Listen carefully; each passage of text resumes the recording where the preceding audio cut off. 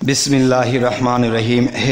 আজ আমি শামীম আলী চিশতি যে আলোচনাটি সে আলোচনাটি অবশ্যই আমরা খেয়াল করে শুনলে রুহানি জগৎ, আত্মজগৎ এবং আত্মজ্ঞান লাভ করতে পারবো। দেখেন, কথাটি হলো যে খাজা ওসমান হারুনি আল্লাহর একজন প্রিয় ব্যক্তি। খাজা মঈনুদ্দিন চিশতি তিনিও কিন্তু আল্লাহর ওলি। কিন্তু দেখেন, খাজা হারুনির ভক্ত বা শিষ্য মঈনুদ্দিন চিশতি। তাহলে মঈনুদ্দিন চিশতি এবং খাজা ওসমান হারুনির যে বিষয়টি সেটি দেখেন, যে একটি মহিলা যখন সন্তান চাইল, যে আজকে 12-13 বৎসর যে আমার কোনো সন্তানাদি হয় না, আমাকে ছেড়ে দিবে, আমি এই বয়সে কোথায় উঠব, আমার জীবনের কি হবে? হে আল্লাহর ওলি, আপনি যদি দয়া করে আল্লাহকে একটু বলতেন যে আল্লাহর সাথে তো ওলি আউলিয়াদের হট কানেকশন থাকে, যে আমাকে যেন আল্লাহ একটা সন্তান দেয়, আমি অধম পাপী, আমার কথা তো আল্লাহ শুনে না। তখন ওসমান হারুনি সেজদায় পড়ে গেলেন। সেজদায় পড়ে বলতেছে, হে আল্লাহ, একটা মেয়ে মানুষ, একটা মহিলা মানুষ খুব আশা নিয়ে এসেছে, তাকে একটা সন্তান দান করুন। তখন আল্লাহ বলতেছে, হে ওসমান হারুনি, তুমি সেজদা ওঠাও, এই মহিলার কোনো সন্তান নেই। তখন বলল যে, হে আল্লাহ, আপনার কাছে তো কোনো কিছুর অভাব নেই, কে দেখো আমার কাছে কোনো কিছুর অভাব নেই, কিন্তু ওই মহিলার তো সন্তান নেই। এ কথা যখন বললেন, তখন তিনি সেজদা উঠিয়ে সেই মহিলাকে বলে দিলেন, মাগো, আল্লাহ তো এই কথা বললেন যে তোমার কোনো সন্তানাদি নেই। হে আল্লাহ, তোমার কাছে তো কোনো কিছুর অভাব নেই, তারপরেও কিন্তু আল্লাহ আমাকে একই কথা বললেন যে ওই মহিলার তো কোনো সন্তান নেই। তারপর আমি আর কি বলবো মা, যে আল্লাহ এই কথাই আমাকে জানিয়ে দিলেন। তখন মহিলাটি চোখে নাকে মুখে কান্নার ছাওয়া পড়ে গেছে, চেহারাটা লীলা হয়ে গেছে, বলতেছি এত আশা নিয়ে এসেছিলাম। তখন কাঁদতে কাঁদতে মহিলাটি বের হয়ে চলে যাচ্ছে। তখন সেই দরবারের গেটের মধ্যে খাজা মঈনুদ্দিন চিশতি, ওসমান হারুনির ভক্ত খাজা মঈনুদ্দিন চিশতি বসে আছে। তখন বলতেছে যে, কি গো মা, তুমি এই মাত্র হাসি খুশি ভাবে দরবারে প্রবেশ করেছো, কাঁদতে কাঁদতে বের হচ্ছ, এটা কি? তখন বলল যে, দেখো রে বাবা, আমি বড় আশা নিয়ে এসেছিলাম যে অলির দরবারে কেউ কোনোদিন খালি হাতে ফিরে না, আজকে আমার খালি হাতেই ফিরতে হচ্ছে, নিরাশায় ভুগতেই হবে আমাকে। বলো মা, কি ব্যাপারটা আমাকে একটু খুলে বলো। তখন বলতেছে, দেখো, আজকে 12 থেকে 13 বছর হয়ে গেল, আমার কোনো সন্তানাদি হয় না। এখন আমার স্বামী আমাকে ছেড়ে দিবে, আমি এই বয়সে কোথায় যাব, কোথায় ঠাঁই পাবো, আমার তো ডাল কুল কিছুই নেই। তখন মঈনুদ্দিন চিশতি বলল, দাঁড়াও মা। তখন এই মঈনুদ্দিন চিশতি স্বয়ং নিজে আল্লাহর কুদরতি চরণে সেজদায় পড়ে গেলেন। সেজদায় পড়ে বলতেছে যে, হে আল্লাহ, এই মহিলাটি আমার গুরুর কাছে এসে আমার গুরুর মাধ্যমে তোমার কাছে একটা সন্তান চেয়েছে। হে আল্লাহ, তুমি এই মহিলাকে একটা সন্তান দাও। আল্লাহ বলতেছে, হে মঈনুদ্দিন, এই মহিলার কোনো সন্তান নেই। তখন বলতেছে, আল্লাহ, তোমার কাছে তো কোনো কিছুর অভাব নেই।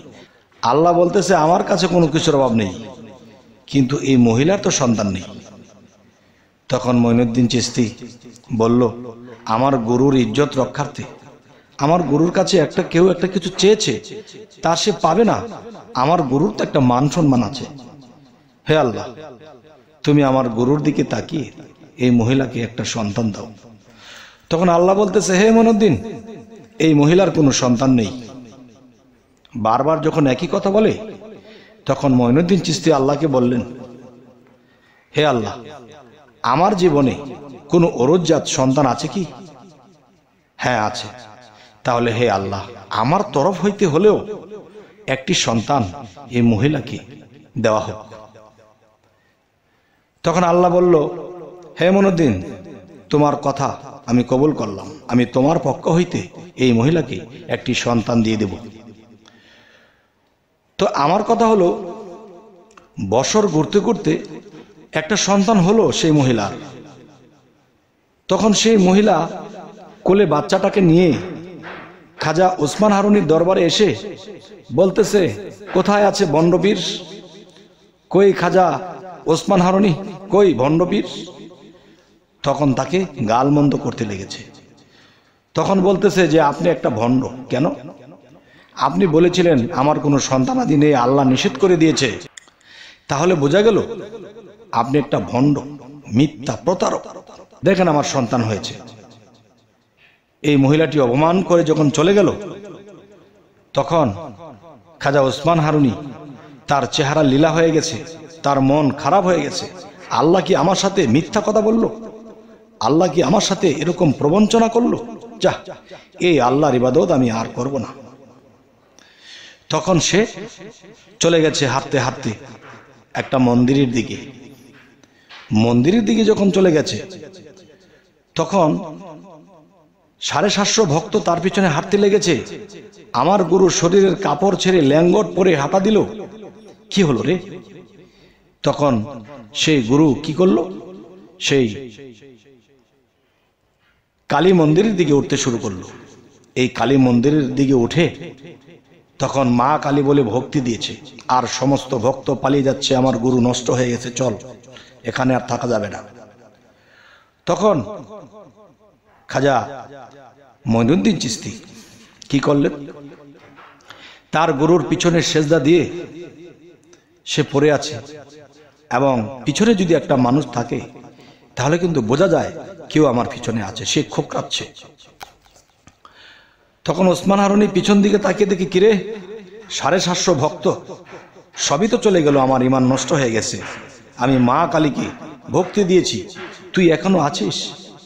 বলতেছে, বাবা, ওরা তো জানে না, ওরা তো আপনাকে বুঝে নাই, এই জন্য তারা চলে গেছে, আমি তো বুঝি।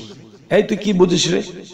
আল্লাহ আমার সাথে প্রবঞ্চনা করেছে, দরকার নেই আমার দরবার, দরকার নেই আমার কোনো অলিত্ব, দরকার নাই আমার কোনো খ্যাতি, নাই আমার কোনো গুরুগিরির কোনো প্রয়োজন নেই, বাদ এসব।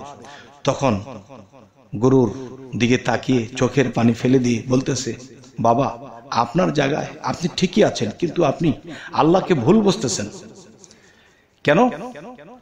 আপনার কাছে সেই মহিলাটা যখন গিয়েছিল, গিয়ে যখন বলেছিল যে হে খাজা ওসমান হারুনি, আপনার কাছে অনেক আশা রেখে এসেছি, আপনার কাছে যখন আশা রেখে তার মনোবাঞ্ছা তিনি আপনার কাছে প্রকাশ করল, তখন কিন্তু আপনি তাকে বলে দিয়েছিলেন যে আল্লাহ বলেছে তোমার কোনো সন্তান নেই।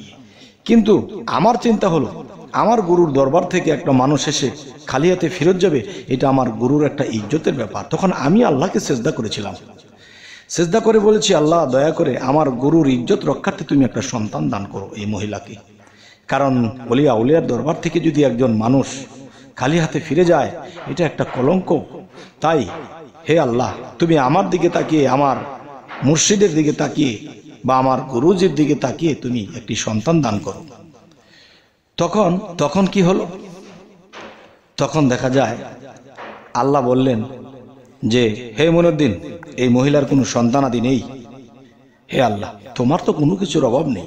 হ্যাঁ, আমার কোনো কিছুর অভাব নেই, কিন্তু এই মহিলার তো কোনো সন্তান নেই। তখন আল্লাহ দয়া করি একটি সন্তান দাও, আমার গুরুর ইজ্জত রক্ষার্থে একটি সন্তান দাও। তখন আল্লাহ বলল, হে মঈনুদ্দিন, এই মহিলার কোনো সন্তান নেই। হে আল্লাহ, তোমার তো অভাব নেই, আমার অভাব নেই, কিন্তু মহিলার তো নেই। একই কথা যখন বলছে, তখন খাজা মঈনুদ্দিন চিশতি আল্লাহকে বললেন, হে আল্লাহ, আমার জীবনে কোনো অরুজ্জান সন্তান আছে কিনা? আল্লাহ বলেছে, হ্যাঁ আছে। হে আল্লাহ, আমার থেকে একটা সন্তান দিয়ে হলেও আমার গুরুর ইজ্জতকে রক্ষা করো। তখন আল্লাহ বললেন, হে মঈনুদ্দিন, কবুল করেছি। তখন কবুল করেছে, সেই সন্তান তো আল্লাহ দেয়নি, সে তো আমার থেকে নিয়ে দিয়েছে। তখন তার গুরু বলল যে হ্যাঁ, তাহলে আমার সাথে যে কথা দিয়েছিল সেই কথা তো ঠিকই আছে, আর তোমার সাথে যেটা ঘটেছে এটাও তো ঠিক আছে, কিন্তু ভুল তো আমারই। তখন সেই খাজা ওসমান হারুনি তার ভক্তকে বুকে জড়িয়ে বলতেছে, বাবা, তুমি আমার ভাঙা ইমানটাকে, ভাঙা মনটাকে আবার জোড়া দিয়ে দিলে বাবা। তাহলে একজন ভক্ত গুরুকেও স্ট্রং করে দেয়, তার জায়গা থেকে সে নড়ে গেলে একজন ভক্ত এমন হওয়া উচিত যে গুরুকেও সেই জায়গায় স্ট্রং করে দেয়, দাঁড় করিয়ে দেয়। হেলে ডুলে গিয়েছিল তা তাকে সোজা করিয়ে দেয়। তাই আমি বলবো, আজকের আলোচনার যে মূলটি, সেই মূল বিষয়টি কি? যে আল্লাহর কাছে অভাব নেই, আল্লাহ কেন দিল না, এবং মঈনুদ্দিন চিশতি থেকে দেওয়া হলো কেন, আল্লাহর তো কোনো কিছুর অভাব নেই। এই কথার জবাবটা বা এই কথার উত্তরটা আমি শামীম আলী চিশতি আপনাদের কাছ থেকে নেব। হে ইউটিউবের যারা আছেন, আশেক ভক্ত যারা আছেন, সকলের কাছে এই জিনিসটা আমার জানা বিষয় যে আল্লাহর কাছে তো অভাব নেই, আল্লাহ কেন দিলেন না, মঈনুদ্দিন চিশতি থেকে নিয়ে কেন দিলেন, এই কথাটি আপনাদের কাছে আমার জানার খুব ইচ্ছা। যদি আপনারা কমেন্টে আমাকে জানান যে না আমরা এটা পারছি না, তাহলে আমি এর পরিবর্তে আমি ফিনিশিং আলোচনাটি করে নিব। আর যদি আপনারা উত্তর দেন যে হ্যাঁ এই জন্য আল্লাহ দেয়নি আর এই জন্য আল্লাহ দিয়েছে, তাহলে আমি অবশ্যই আমার জানা হলো, এবং আপনার এই কমেন্টটি পড়ে অনেকেই জানবে।